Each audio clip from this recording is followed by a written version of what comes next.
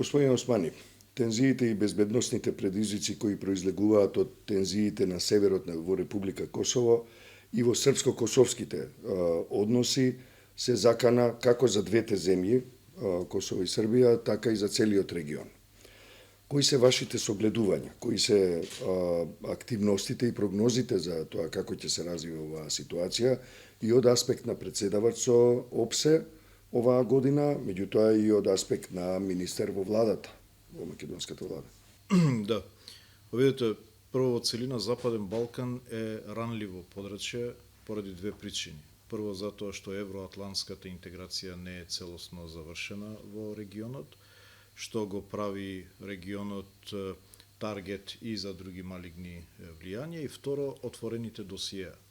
Дали е тоа Дејтонскиот договор кој што не е целосно завршен или пак косовско-српското прашање.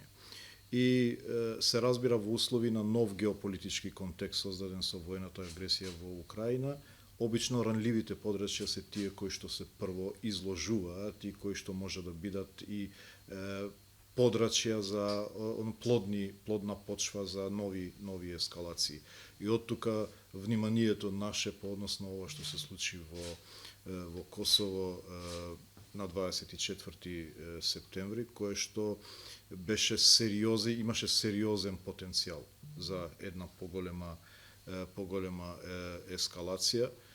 Меѓутоа, се надеваме дека ова нова акумулација или гомилање, како се нарекува, на вооружување на границата помеѓу Србија и Косово, според изјавата на претседателот на Србија дека се повлекува, па се надеваме дека се тоа првите знаци на деескалација. За нас е тоа многу важно.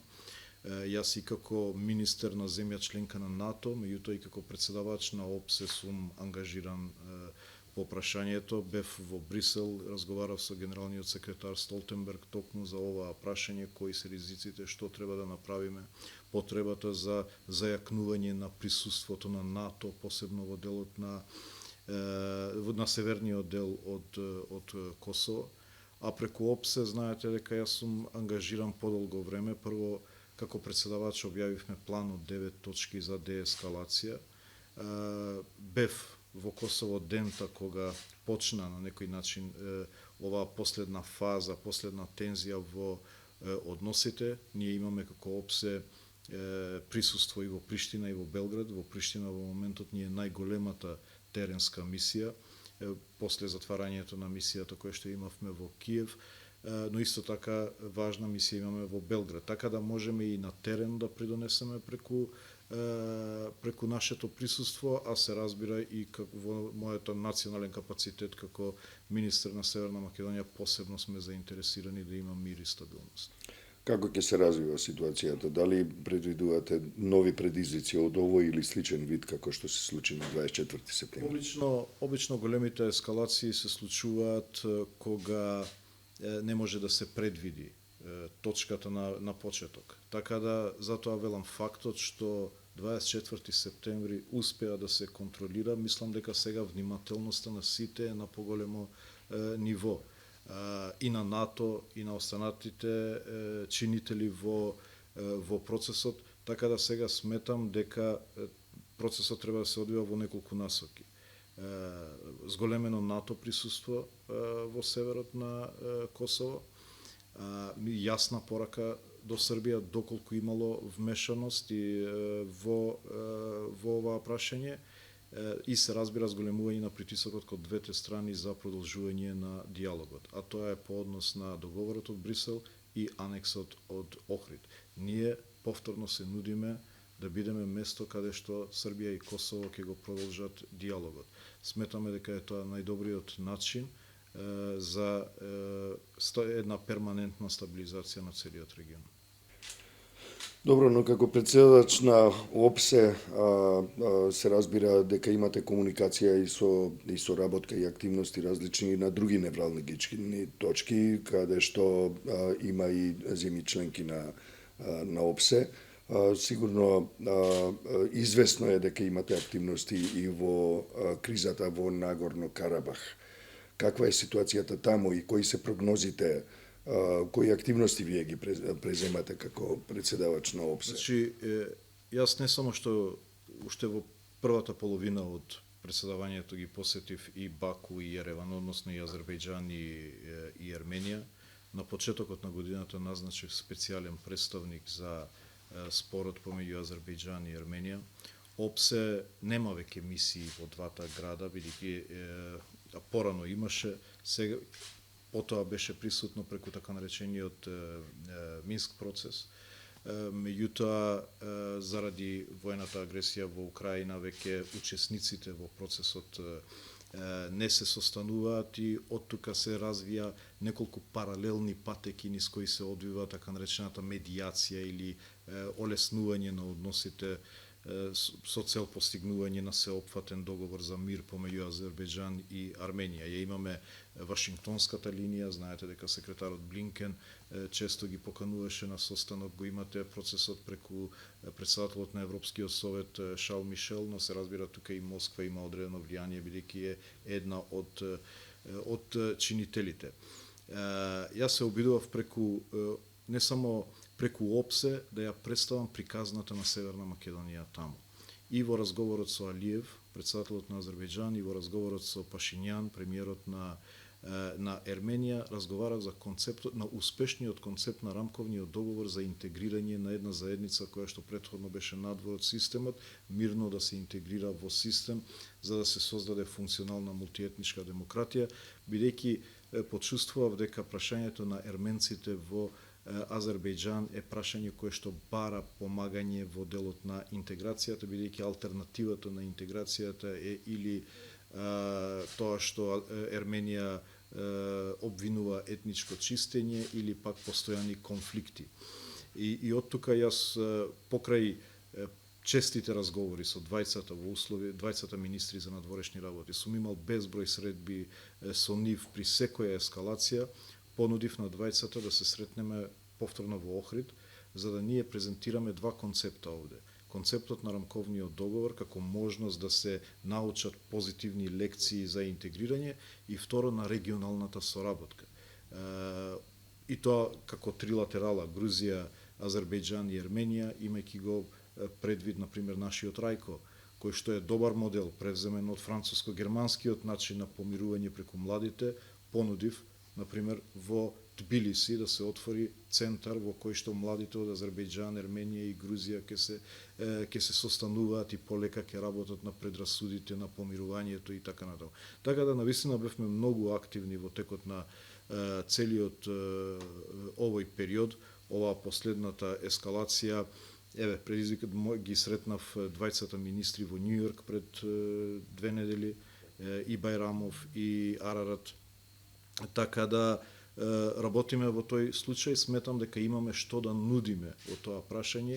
Уште стои поканата за Охрид, се надевам дека ќе се случи и тоа на два нивоа, на политичко ниво, на ниво на министри за надворешни работи, но и на ниво на млади од трите држави кои што би дошле овде да ги слушнат овие позитивни приказни од Северна Македонија. Секако дека имаат и што да слушнат, но ја спомнавте Москва како чинител во овој конфликт и нели криза воопшто која трае немалку време. Дали мислите дека Москва ќе остане на страна од овие мировни чекори и процеси, бидејќи таква каква што е ситуацијата сега на Москва многу и одговара токму одвлекување на вниманието од агресијата против Украина? Руската после војната од 2020 година помеѓу Азербејџан и Арменија, така наречената 40-дневна војна, Руската Федерација обезбеди, го посредуваше за постигнување на мир и договори да ни руски трупи бидат присутни во делот на Карабах, околу 1000 до 1500 трупи. Значи, единствени сили надворешни се на Руската Федерација. Европската Унија сега има формирано една екипа од наблюдувачи, меѓутоа таа е на ерменската страна. Значи, тие не може да влезат во Азербејџан. Но во Азербејџан, во делот кај што живеат ерменците, се само руските трупи. Така да ова ја комплицира целата динамика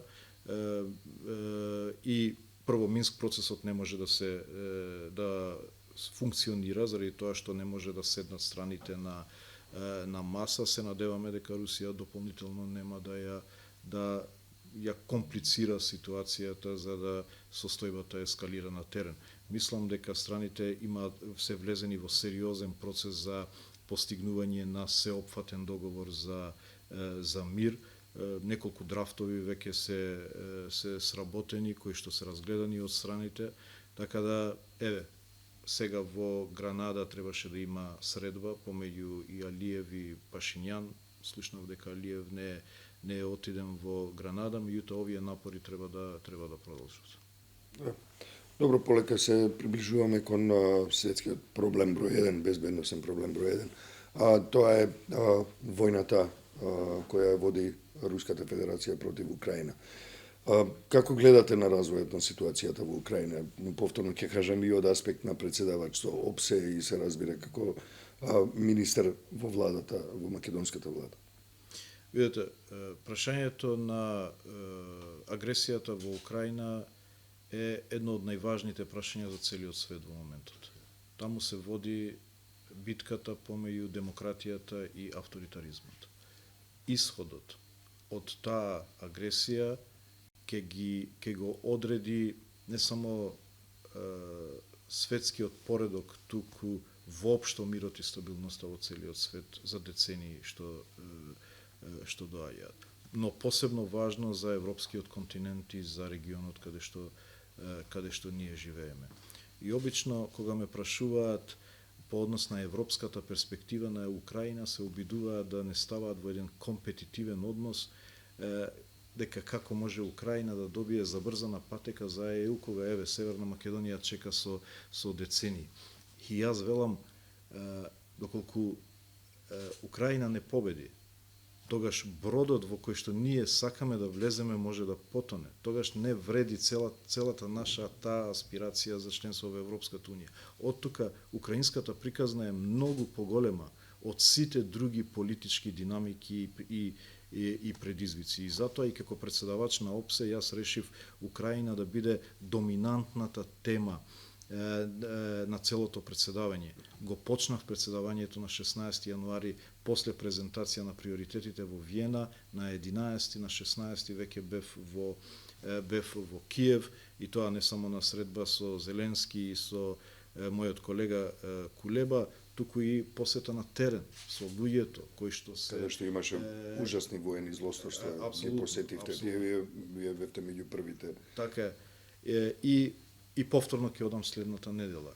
Токму за да покажам дека ова наше председавање ќе биде во духот на Украина, меѓутоа и во текот на самото председавање немаше седница на постојаниот совет на ОПСЕ која што се случува секој вторник во Виена, каде што една од темите не беше руската агресија во Украина, бидејќи сметавме дека на оваа прашање мора да го држиме целото наше внимание. И тоа не само поради политичките последици, туку пред се поради она човечкото, бидејќи ако сте забележале насловот на нашето председавање е It's about people, за луѓето се работи, а во Украина луѓето се тие кои што во моментот гинат, кои што живеат во неподносливи услови, деца кои што се киднапираат и се носаат принудно во семејства во Русија, милиони кои што се разместени не само внатре во Украина, туку низ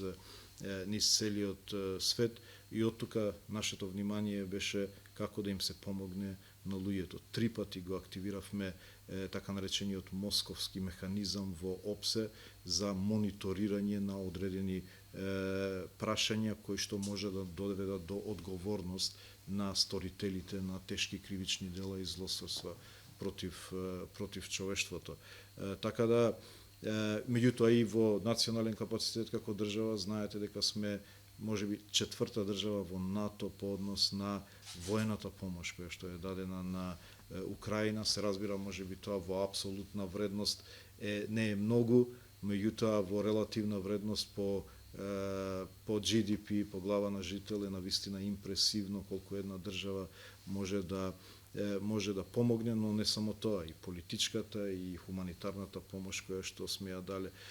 Работиме на згрижување на украинските бегалци во Република Северна Македонија, во неколку наврати одам со информации на влада со цел да им се обезбеди социјален и матичен број на тие луѓе да можат да ги користат да го користат образовниот, здравствениот систем. Се надевам дека многу брзо ќе дојдеме до решение и во тој дел, иако немаме голем број, но тие 450 украински бегалци мора да ги изгрижиме според сите стандарди. Еве, да се задржиме уште малку на таа тема. Освен што води брутална војна против Украина, очигледно е руското учество, поттикнување, одговорност, некаде и целосна одговорност за повеќе други невралгични точки во Европа, во Азија, во Африка и на други места во светот. Се разбира, тоа е една палета од различни активности кои спроведуваат тие служби во Москва, почнувајќи од воените до пропагандните. Што треба да знае јавноста за руската агресивна политика во Евроазија, а особено руската агресивна политика на Балканот? Повеќе да кажеме со фокус на Балканот, бидејќи веќе и разговаравме за другите региони. Дали Северна Македонија е отпорна на руската агресивна политика?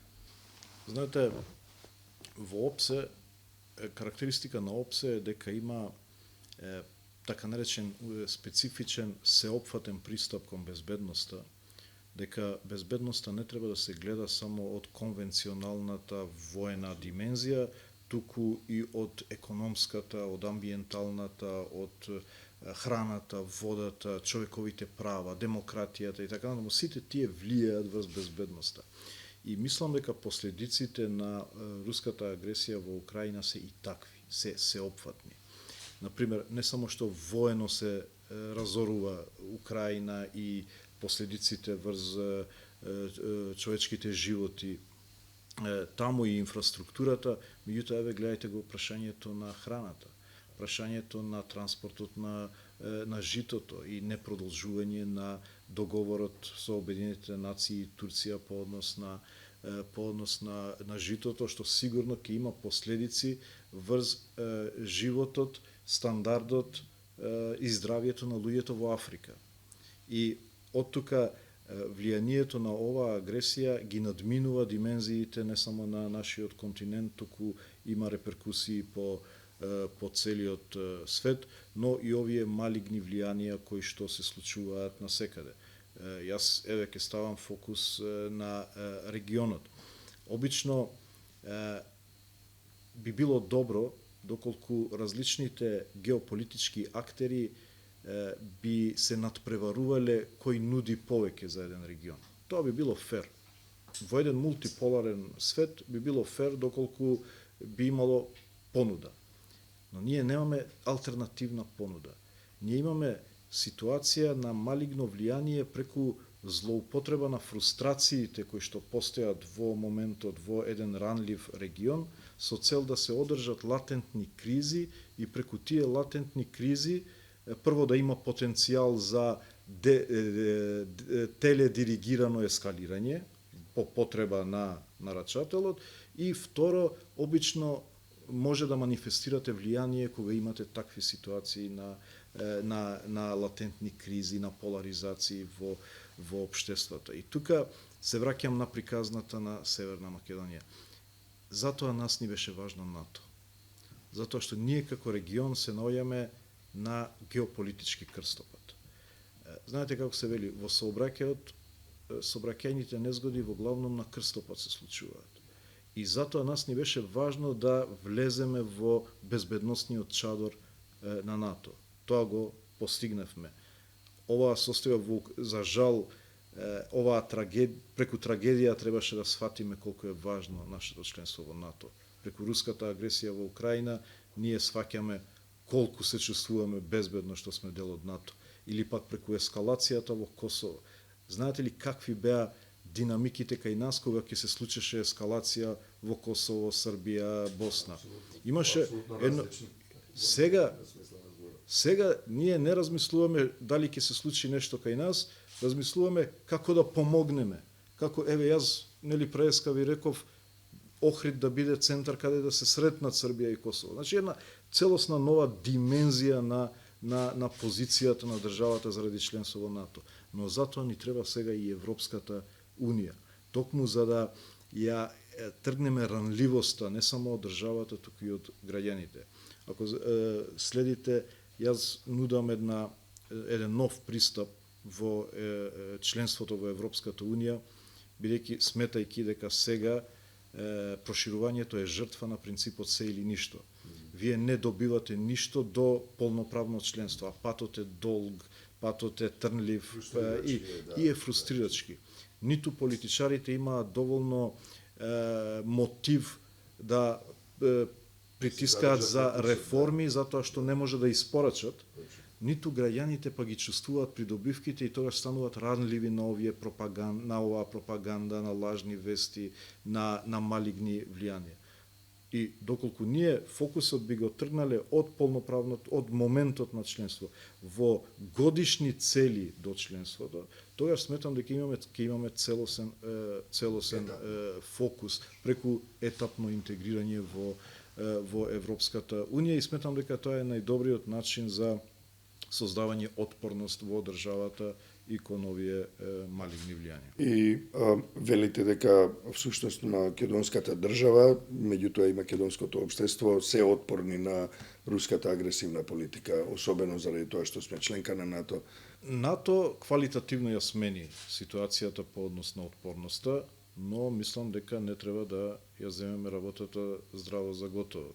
Туку, напротив, треба да работиме прво да ги зајакнеме институциите и да го продолжиме патот. Сметам дека, знаете, тогаш во текот на ковид имаше една приказна, НАТО е прва доза од вакцината, ЕУ е втората доза. Значи, за комплетен имунитет од такви малигни влијанија ни требаат двете дози. И НАТО, и Европската И вакцинација и ревакцинација. Така да приказната се уште не ни е завршена по однос на отпорноста и тука прашањето на ЕУ е клучно. Ви благодарам за овој интервју. Благодарам и на вас за можност.